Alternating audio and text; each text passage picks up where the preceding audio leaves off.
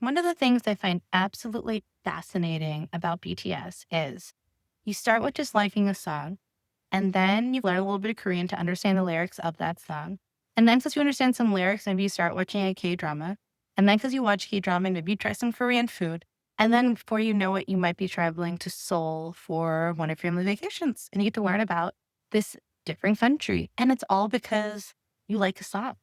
And you get to join this awesome fandom called ARMY if you're not familiar with it. It's like the Swifties. And from an international relations perspective, this is kind of wild because that's power. That is sheer power because nobody and this global fandom to learn anything about Korea. And in international relations, we talk a lot about powers in terms of diplomacy, military, government, treaties, alliances, trades, economics, the market. But there's also something that they call soft power. And soft power is basically the power of attraction.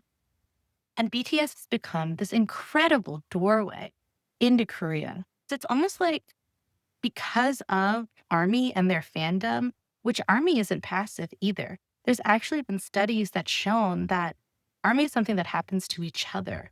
This fandom reaches across the globe and people connect with each other and they're teaching each other across nations because they all have something in common, which is that they're in ARMY. And because of this, it's indirectly given Korea a little bit more political power. And suddenly, the connections between countries doesn't have to happen at the state actor level. It just happens through music and dance and having fun. Like, how cool is that?